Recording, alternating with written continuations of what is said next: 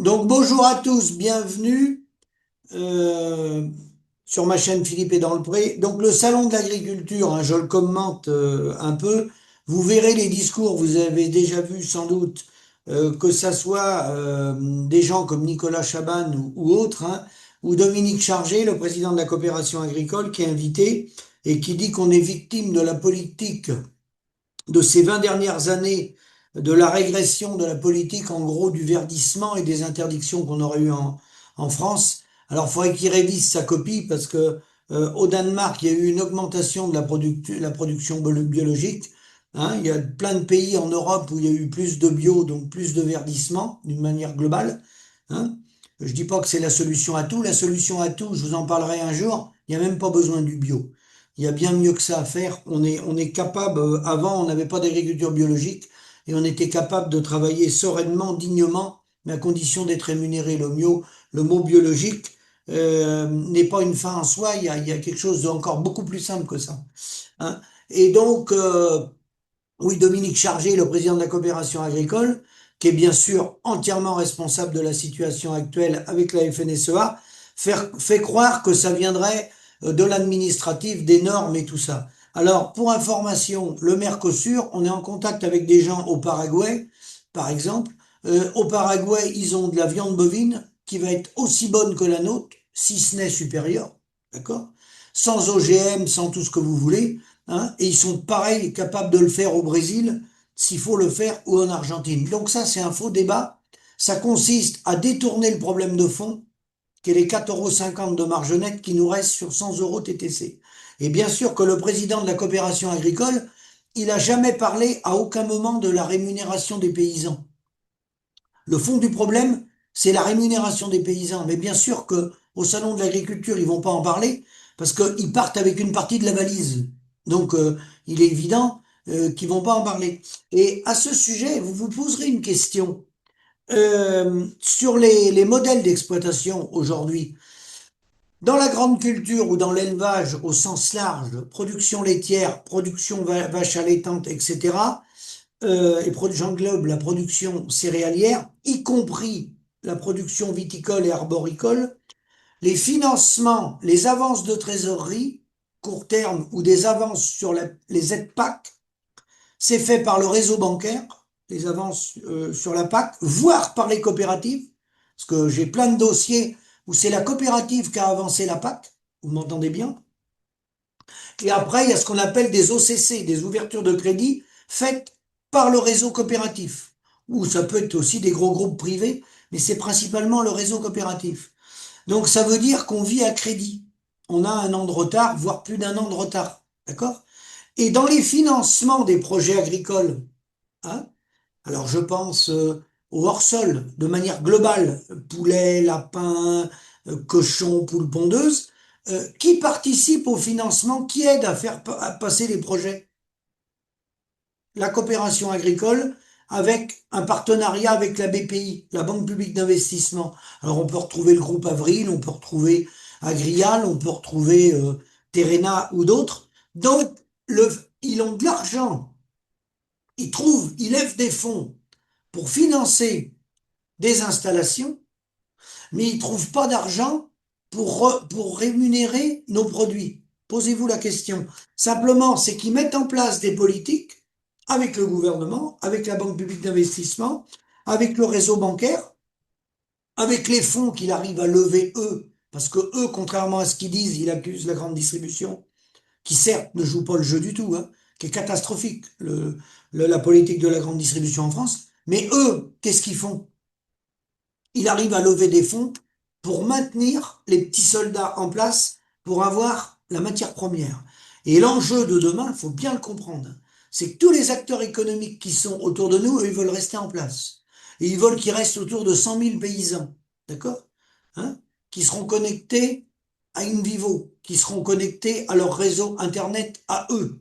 Eux, ils vont travailler beaucoup, les petits soldats, hein, en gros, ils vont garder le même salaire en multipliant la production par deux ou par trois. C'est ça l'enjeu hein, de la politique d'Invivo, d'Avril, de la FNSEA, de la coopération agricole. C'est ça leur programme. Hein. Rien de plus. Il n'y a rien de plus à chercher. Hein. Il y a pas de complot là-dedans. Hein. La trajectoire, on la connaît. C'est la même avec Arla Food, les grandes coopératives laitières dans le nord de l'Europe. Hein. C'est la même pour Fonterra en Nouvelle-Zélande. C'est exactement la même politique. C'est la même aux États-Unis. Bon, voilà les enjeux. C'est diminuer encore la part de la paysannerie, qui représente plus que 0,2, 0,02, 0,3% de la population, hein, avec un chiffre d'affaires qui va se maintenir, et eux, ben, ils vont continuer de se nourrir sur la bête. Alors, quand Dominique Chargé dit que le problème, c'est les choix politiques qu'on a faits et qui fait allusion aux contraintes administratives, aux contraintes des normes, il a un sacré culot parce qu'il y a plus de 2 millions, je dis 2 500 000 hectares, j'y suis plus, parce que le chiffre, il monte d'année en année. Il y a de plus en plus de terres en friche. Ces terres-là sont en friche, pourquoi? Parce qu'il n'y a pas de retour sur investissement. Moi, je connais des gars qui ont des terres en friche qui sont en élevage, en lait, en allaitant, en mouton. Ça n'a rien à voir avec la cétamipride, ça, le mouton et l'âne. Donc, ils cherchent en permanence à détourner le débat. Et dans les céréaliers, beaucoup de gens qui vont prendre la calculette, ils vont arrêter de semer. Ils vont laisser les terrains nus. Parce que si vous laissez les terrains nus, nus ou avec un couvert végétal, hein, pas nu totalement, c'est interdit, mais un couvert végétal, vous n'allez pas manger d'argent, vous allez récupérer votre PAC. Si vous semez des céréales, vous allez engager des frais des cultures avec des intrants, avec les interventions des entrepreneurs agricoles, et il va vous en manquer. Non seulement vous n'allez pas faire de marge, mais il va vous en manquer. Vous allez manger votre prime PAC. Donc, beaucoup de gens m'appellent, je vois aujourd'hui, il y en a 3-4 qui m'ont appelé ce matin, en disant, j'ai fait mon calcul, euh, je gagnerai plus d'argent si le semoir il reste dans l'hangar. Bah, évidemment, ça c'est pas une nouveauté, hein. C'est pas du tout une nouveauté. Idem pour les productions animales. Ça rapporte plus de rien faire que des faire. Hein. Alors bien sûr, tout le système est fait pour faire travailler les producteurs. Bah oui, évidemment. Les producteurs, tout est orienté pour emmener les petits soldats au travail. Évidemment. Il y a tellement de gens qui vivent autour des petits soldats que le petit soldat, faut pas qu'il pose le manche, faut pas qu'il laisse le tracteur dans le garage. S'il laisse le tracteur dans le garage, bah, vous comprenez bien que il y a plus d'activité. S'il y a plus d'activité, il y a plus de business parce que eux, ils gagnent de l'argent sur l'activité.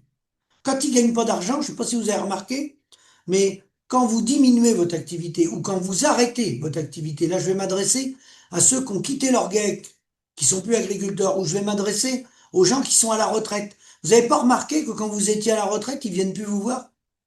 Avant, ils venaient pas vous voir parce qu'ils vous aimaient bien.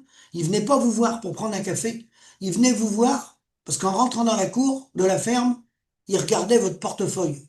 Comment il allait pouvoir prendre de la marge sur votre activité. C'est ça la réalité du terrain, du monde agricole. Simplement, les agriculteurs, faut qu'ils se ressaisissent. Il faut qu'ils reprennent la facture. On les informera dans les semaines et dans les mois à venir, parce j'ai des plateformes de travail que j'ai lancées avec plusieurs personnes pour relocaliser. Voilà. Et donc, on vous invitera en visioconférence. Hein, ceux qui sont pas trop loin, j'irai les voir. Et il y a des choses qu'on peut faire sans investir. Sans investissement zéro. Sans investir. Hein.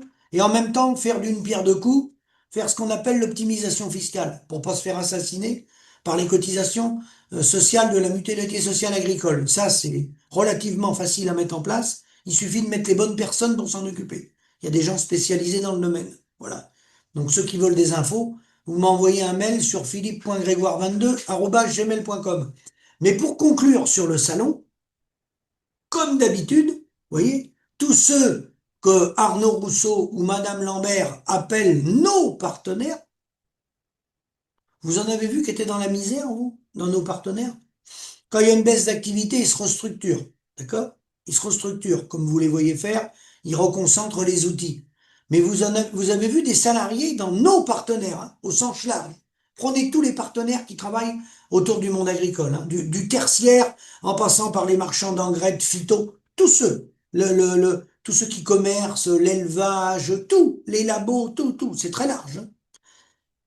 Vous en connaissez, vous, des employés qui sont pas payés à la fin du mois? Vous avez vu des manifestations avec des employés chez LDC, chez Bigard, chez Lactalis, chez Agrial, chez Terena? Vous avez vu les gens, les femmes ou les hommes de la mutualité sociale agricole qui étaient pas payés? Vous avez vu les gens chez EcoCert, l'organisme certificateur, vous avez vu les salariés qui n'étaient pas payés? Vous n'avez pas vu ça? D'accord? Tout le monde est payé à la fin du mois. Vous voyez bien? Donc, il suffit de se poser les bonnes questions. Et quand il y a des actions à mener, il suffit de les cibler.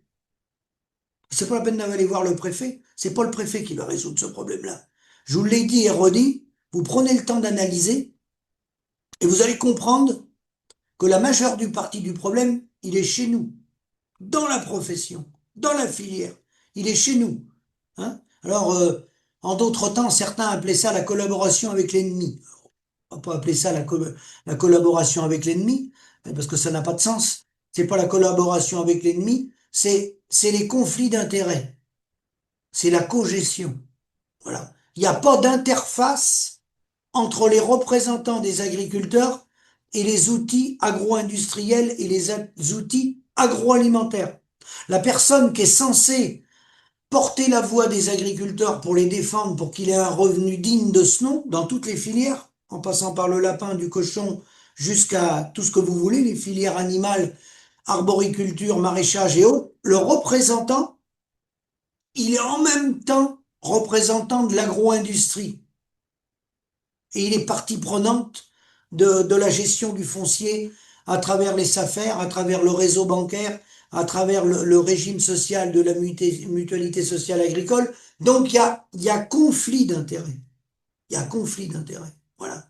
Donc le premier maillon de la chaîne, qui a les pieds sur terre, lui qui est dans sa ferme, une ferme sur un territoire donné, un outil de travail non délocalisable, parce que nous on est non délocalisable, vous n'allez pas vous en aller avec votre ferme dans la valise, puis changer de pays, vous n'allez pas emmener votre terrain et vos bâtiments, donc on est sur un lieu donné, donc on est conditionné sur un lieu donné, on est manipulable par tous les gens de l'extérieur qui viennent là pour nous piquer notre valeur ajoutée, hein, et on a des représentants qui ont trahi la paysannerie.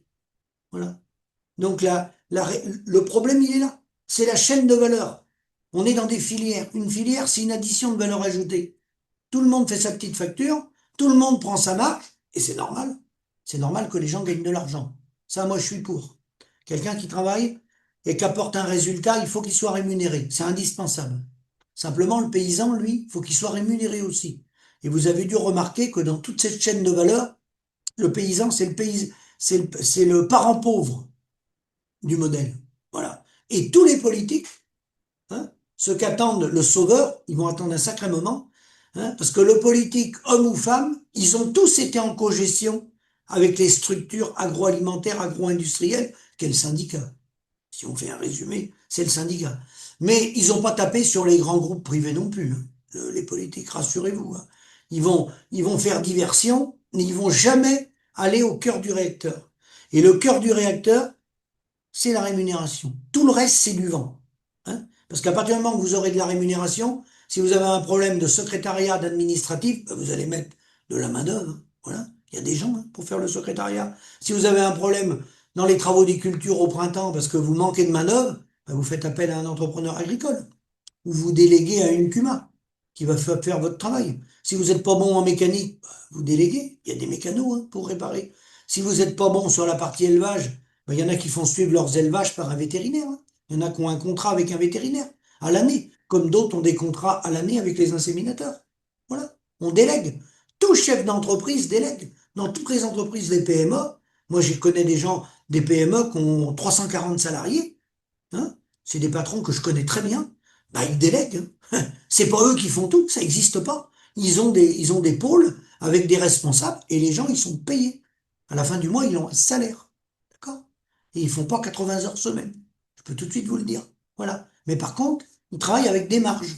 Les contrats qui passent, parce que justement, ils passent des contrats, ils ont plusieurs sociétés, et les contrats qui passent, ils ont des marges. D'accord? S'ils n'ont pas de marge, ils prennent pas le chantier. Eux. Ils vont pas labourer dans le champ, s'ils n'ont pas de marge. D'accord? C'était une réflexion pour vous dire que bah, le salon, ça continue. Hein, voilà. Il n'y a rien de nouveau. Rien de nouveau. On ne peut pas critiquer plus le salon 2026 que les autres. Parce que si on veut être tout à fait honnête, c'était déjà comme ça il y a 20 ans, il y a 30 ans. Bon, c'était moins connu, parce qu'il y avait moins de réseaux, donc l'information fuitait moins. mais c'était déjà comme ça. Je vous remercie et à bientôt.